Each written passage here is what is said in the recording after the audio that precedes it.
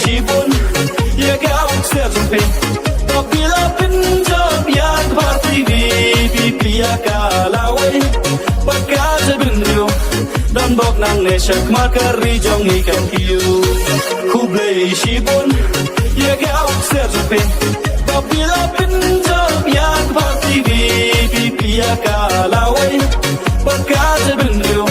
dan bok nang nesak makar rijong ikan hiu